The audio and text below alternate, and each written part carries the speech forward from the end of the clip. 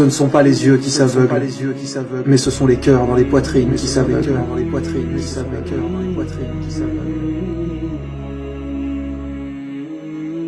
L'être humain vit grâce à son âme, raisonne par son esprit et voit par son cœur. Beaucoup d'humains ne croient pas en Allah, non pas parce qu'ils sont moins intelligents ou quoi que ce soit, mais parce qu'ils ferment leur cœur. Car quand leur viennent les raisons logiques, les explications et les preuves, ils devraient croire. Mais certains refusent quand même. Pourquoi ? Parce que justement, ils ont fermé leur cœur. Ce qui veut dire que peu importe les preuves que l'on donnera, ils n'y croiront pas. Un peu comme si vous souhaiteriez passer à travers une porte. Du moment que celle-ci sera fermée, vous ne pourrez pas passer. Vous pourrez toujours tenter de vous convaincre pendant 1000 ans que vous pourrez y arriver, du moment que celle-ci sera fermée, vous ne pourrez pas passer à travers. Il faudra forcément ouvrir cette porte pour avancer. Eh bien c'est pareil pour le cœur. Si vous le fermez et restez convaincu que Dieu n'existe pas, vous ne pourrez jamais avancer, vous n'y croirez jamais, malgré les preuves. Nous sommes là pour expliquer l'islam véritable, et non les mensonges que l'on peut entendre à de nombreux endroits. L'islam, c'est la paix, l'amour, la croyance. L'islam, c'est la religion de Dieu et de tous les prophètes. Tout ce que nous disons ici est vérifiable. Il n'en tient qu'à vous-même de vérifier dans un Coran, dans une Bible, dans les textes scientifiques, etc. Rien n'est inventé, nous ne faisons que transmettre la vérité. À vous d'utiliser votre logique et votre sens de discernement et d'ouvrir votre cœur. Il ne faut pas rester fermé sur ses propres idées quand on n'a pas de connaissances. Apprenez et une fois que vous aurez appris, jugez. C'est un peu comme si vous achetiez un film et avant de l'avoir vu, vous le critiquez. Comment voulez-vous le critiquer si vous ne l'avez pas encore vu ?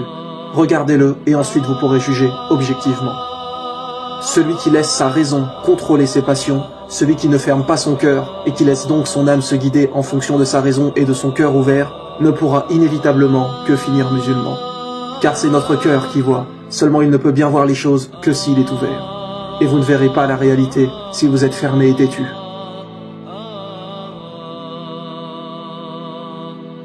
Nous allons à présent rentrer un peu plus dans les détails. Nous allons découvrir le pouvoir du cœur.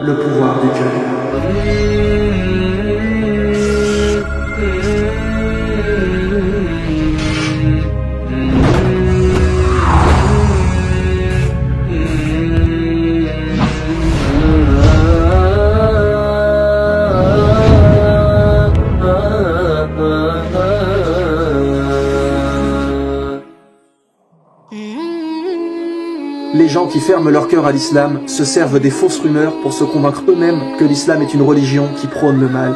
Ils disent par exemple que l'islam invite les gens à faire la guerre, qu'il pousse au djihad, mais ils ne savent même pas vraiment ce que veut dire le mot djihad. Et déjà, avant même d'expliquer, je vous rappelle que le mot islam lui-même veut dire la paix. Alors bon, ce serait un peu contradictoire avec ce soi-disant djihad qui incite à la guerre. Maintenant, il faut savoir qu'il y a plusieurs formes de djihad. Le mot djihad veut dire défendre l'islam, l'effort, la lutte. C'est le fait de s'efforcer d'accomplir le bien, de défendre l'islam, de transmettre le message de Dieu, d'éradiquer l'injustice et le mal.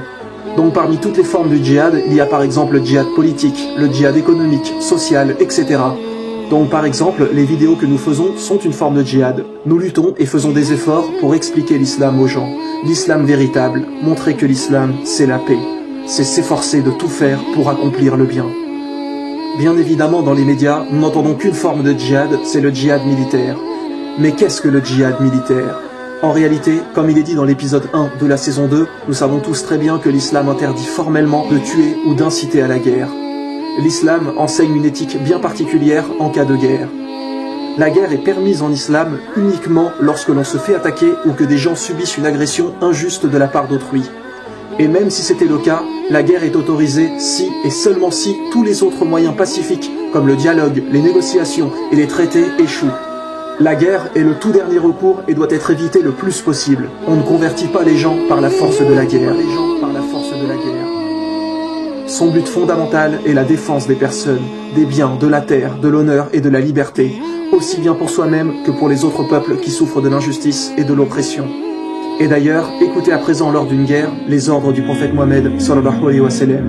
Il a dit « Ne tuez pas de femmes, ne tuez pas d'enfants, ne tuez pas de personnes âgées, ne tuez pas d'animaux, ne coupez pas d'arbres, ne polluez pas l'eau, ne brûlez pas leurs maisons, ne les attaquez pas la nuit. » Lorsqu'on a demandé pourquoi, il a répondu que c'était pour ne pas réveiller les femmes et les enfants.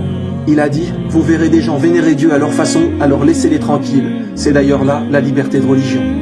Et écoutez mes frères et sœurs, le prophète a bien terminé par « et combattez uniquement ceux qui vous combattent. Comme nous vous le répétons sans cesse, il est autorisé de combattre uniquement lorsque l'on se fait attaquer.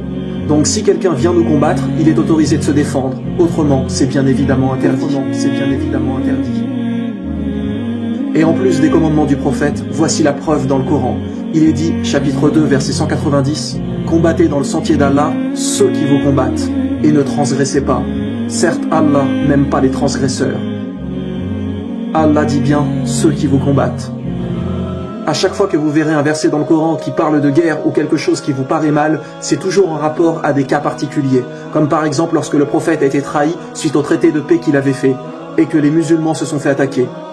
Alors là, Allah a autorisé de se battre pour se défendre.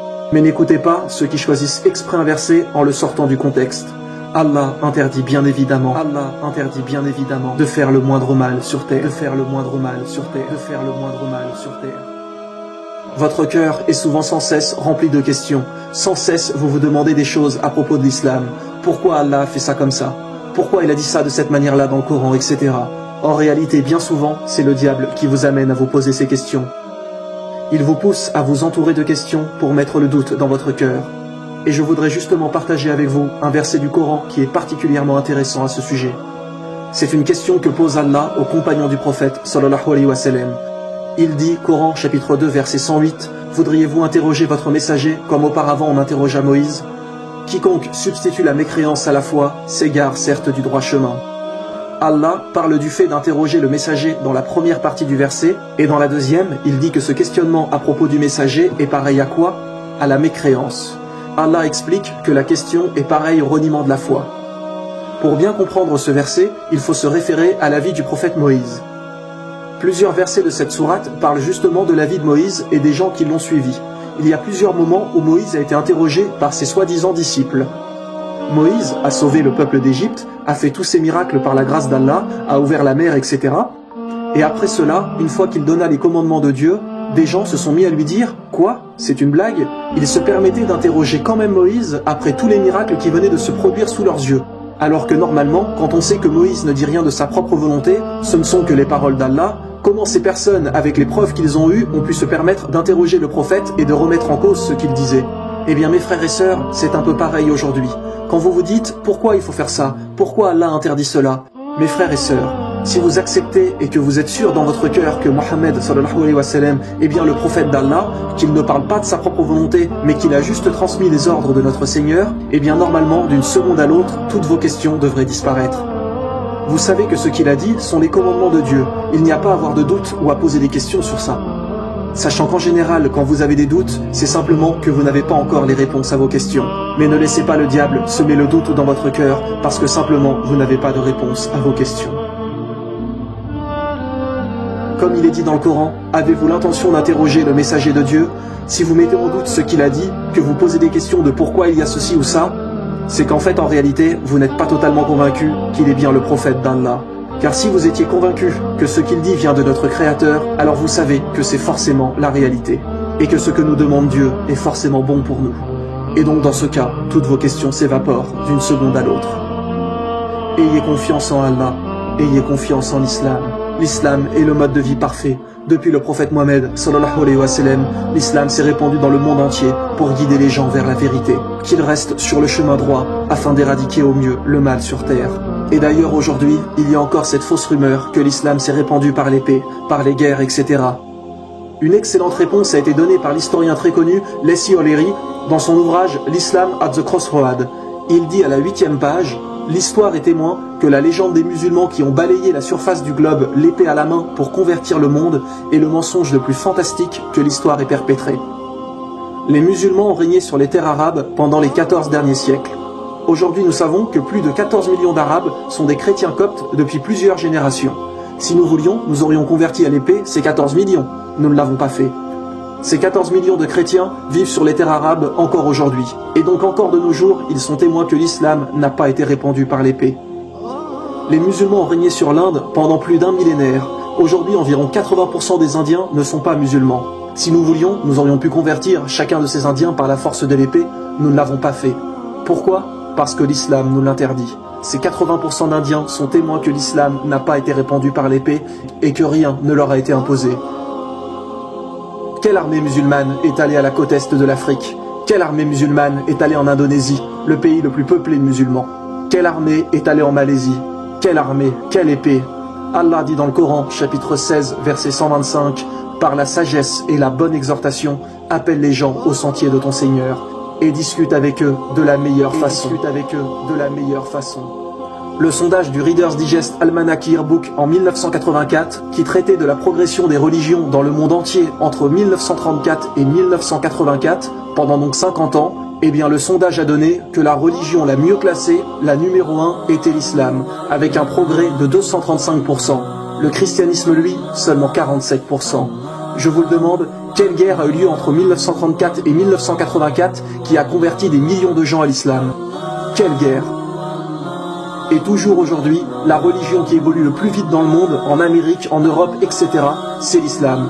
Je vous le demande de nouveau, qui force tous ces Américains, ces Anglais, ces Espagnols, ces Allemands, ces Suisses, ces Canadiens, ces Chinois, ces Indiens, ces Belges, etc. Qui force tous ces millions de gens à se tourner vers l'islam avec la pointe de l'épée? Qui les force? Personne.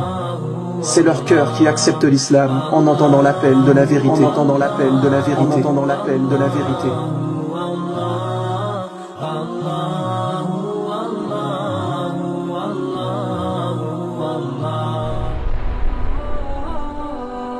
Avant le 11 septembre, l'attaque la plus utilisée par les médias contre l'islam était que cette religion limitait les droits des femmes. Mais savez-vous que chez les non-musulmans qui se convertissent, y compris en Europe ou en Amérique, 2 sur 3 sont des femmes. Si l'islam rabaisse les femmes, alors pourquoi toutes ces femmes se convertissent-elles à l'islam? Pourquoi? Les médias prétendent que l'islam maltraite les femmes. Pourquoi acceptent-elles donc alors l'islam? Parce que l'islam en vérité protège et élève les femmes. Connaissez-vous Yvonne Ridley? Elle avait été envoyée en Afghanistan pour espionner les talibans. Et elle a été arrêtée là-bas pendant 7 jours. En revenant, elle a été tellement impressionnée qu'elle achète le Coran, le lit et se convertit à l'islam. On lui demande comment vous ont traité les talibans. Elle répond comme une invitée. Le degré de respect qu'ils ont eu à son égard lui a fait changer son cœur. Et aujourd'hui, elle porte le voile et vit à Londres. Une journaliste envoyée pour écrire contre les musulmans et qui accepte l'islam. Depuis le 11 septembre, certains conférenciers disent qu'il y a de plus en plus de non-musulmans qui assistent aux conférences et interventions. Et cela rappelle le verset du Coran, chapitre 3, verset 54, « Et ils se mirent à comploter, Allah a fait échouer leur complot, et c'est Allah qui sait le mieux leur machination. » Sur les 10 mois qui suivirent l'attaque du 11 septembre, 34 000 Américains ont accepté l'islam. Selon la journaliste que l'on parlait juste avant, 22 000 Européens ont également accepté l'islam sur la même période. Plus ils attaquent l'islam, plus l'islam s'élève. Et depuis janvier 2015, les ventes de Coran n'ont cessé d'augmenter. De nombreuses librairies se sont retrouvées en totale rupture de stock de Coran. Plus l'islam est attaqué, plus l'islam s'élève. Ayez confiance en Allah. Quoi qu'il fasse, l'islam triomphera. Peu importe ce que les gens peuvent dire, Allah a envoyé la guidance sur terre pour nous aujourd'hui. Et cette guidance est là depuis 1400 ans. Elle est arrivée lorsque le prophète Mohammed sallallahu alayhi wa sallam a reçu la révélation. Ne laissez donc pas les gens ou de fausses informations tromper votre cœur. Si votre cœur reste attaché au Coran et à la Sunna, rien ne vous égarera. Attachez votre cœur, liez-le à l'islam, liez-le aux exemples à suivre. Et en parlant d'exemples, quels sont les meilleurs exemples à suivre? Ce n'est pas celui d'un conférencier actuel, ce n'est pas le mien non plus. Ce sont les exemples des compagnons et du prophète sallallahu alayhi wa sallam. Pourquoi? Parce que eux sont morts aujourd'hui et nous savons qu'ils ont réussi leur test. Nous savons qu'ils ont été agréés par Allah. Alors que si vous suivez aveuglément quelqu'un aujourd'hui, il peut être bien ce jour, mais peut-être que dans 10 ans, il ne le sera plus. Et donc, si vous le suivez aveuglément, vous pourriez le suivre dans ses péchés, pensant que cette personne a raison. Alors que suivre l'exemple du prophète ou des compagnons est bien évidemment meilleur. Ces personnes sont aujourd'hui mortes et nous savons qu'ils ont mené à bien leur mission sur terre. Et que donc vous êtes sûr de ne pas vous tromper. Toute leur vie, ils sont restés pieux. Nous trouvons de tout sur internet aujourd'hui. Restez toujours méfiants et suivez l'exemple du prophète sallallahu alayhi wa sallam et des compagnons. Quand quelqu'un parle sur l'islam, regardez s'il appuie ses paroles avec un verset du Coran ou avec des hadiths authentiques. Si c'est le cas, généralement il n'y a pas de souci. Sinon, méfiez-vous de ceux qui innovent en religion, car Allah a dit que toute innovation dans la religion mène à l'égarement. Donc apprenez le mode de vie des compagnons et du prophète et tirez-en les leçons mes frères et sœurs. L'islam, c'est la perfection, c'est la sérénité du cœur. Beaucoup de gens disent que c'est trop compliqué, qu'il y a beaucoup de choses interdites. Mais c'est qu'en réalité, à notre époque, le mal a été banalisé. Écoutez bien mes frères et sœurs, ce n'est pas l'islam qui interdit trop de choses. Ce n'est pas l'islam qui interdit trop de choses. C'est le monde d'aujourd'hui qui autorise sans limite. C'est le monde d'aujourd'hui qui autorise sans limite. Alcool, cigarettes, drogue, pornographie, prostitution, jeux d'argent, tenues vestimentaires inadaptées, etc. Vous voulez vous sauver de l'enfer? Attachez votre cœur à la sunna et au Coran. Qu'Allah vous guide et vous aide dans votre foi, mes frères et sœurs. Assalamu alaikum wa rahmatullahi wa barakatuh.